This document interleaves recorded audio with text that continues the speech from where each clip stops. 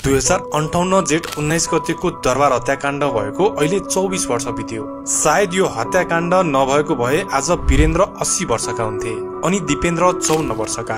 नेपालमा राजतन्त्र बाँकी नै हुन्थ्यो होला सायद। वीरेन्द्र वा दिपेन्द्र मध्ये एकजना नेपाल अधिराज्यको राजा हुन्थे। तर दुर्भाग्य, जेठ 19 को त्यो घटनाले राजा वीरेन्द्र, दिपेन्द्र अनि रानी ऐश्वर्या लगायत 10 जनाको ज्यान गयो। 2 जनाको इन्भेस्टिगेसन टोली बनाइयो जसलाई क्रिमिनल इन्भेस्टिगेसनको अनुभव शून्य थियो। 10-11 दिनमा हत्याकाण्डको इन्भेस्टिगेसन रिपोर्ट सार्वजनिक भयो। युवराज दिपेन्द्रले घर झगडाको कारण लागु औषध सेवन गरी राजा वीरेन्द्रलाई भटटट गोली हानेर हत्या गरे अनि आफूले पनि आत्महत्या गरे। प्रेस कन्फरेन्समा यही बोलेका थिए तारानाथ राणावाटले। तर आजसम्म पनि नेपालीले पत्याउन सकेका छैनन् कि युवराज दिपेन्द्रले नै गोली हानी आफ्नै बाबुको हत्या गरे भनेर। दरबार हत्याकाण्ड कसरी भयो भन्ने कुरा त हामीले धेरै भिडियोबाट बुझ्न सक्छौं। तर यो घटनाको छानबिनमा के छुट्यो र के चाहिँ गर्न सकिन्थ्यो जस्ता कुरा कुनै पनि भिडियोमा भनिएको छैन। आउनुहोस् दरबार हत्याकाण्ड पछिको रहस्यको बारेमा यो भिडियो सुरु गरौं।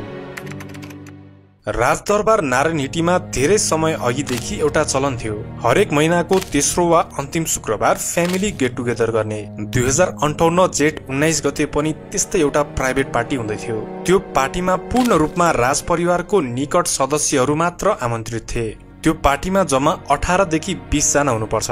को थिए भन्ने अहिलेसम्म पनि कुनै आधिकारिक लिस्ट भने छैन।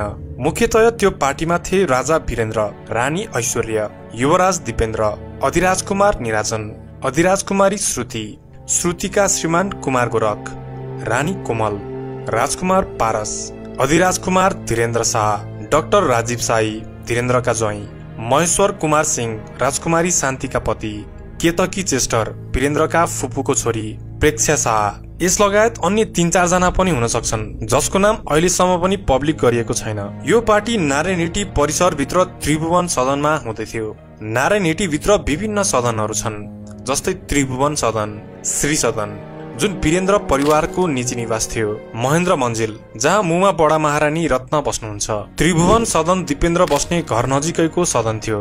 यो सदन भित्र बिलियार्ड हल रहेको छ। यो बिलियार्ड हल भनेको के हो त? यो भनेको पुल वा स्नुकर खेलिने हल हो। त्यो रातको पार्टीको मुख्य होस्ट थिए दिपेन्द्र आफै। दिपेन्द्र आफै होस्ट भएको हुँदा उनले धेरै गेस्टलाई आफैले गेटबाट त्रिभुवन सदनसम्म लिएर आएका थिए। अब सुरु हुन्छ हत्याकाण्डको श्रृंखला। साँझ 7:30 बजे युवराज दिपेन्द्र त्रिभुवन सदनको बिलियार्ड कोठामा एक्लै बिलियार्ड खेल्दै थिए। उनले त्यहाँ फेमस क्राउस व्हिस्कीको 1 वा 2 पेग पिए जसलाई उनको सहायक एडिसी गजेन्द्र बोहरा र अन्य 2 साई आफन्तले पुष्टि गरे। दिपेन्द्रले आफ्ना एडिसी गजेन्द्र बोहरालाई चुरोट ल्याउन आदेश दिए। गजेन्द्रले चरेस र अर्को अज्ञात कालो पदार्थ मिसिएको विशेष चुरोट लिएर आएर राजकुमार पारसलाई दिए र पारसले त्यसलाई दिपेन्द्रसम्म पुर्याए।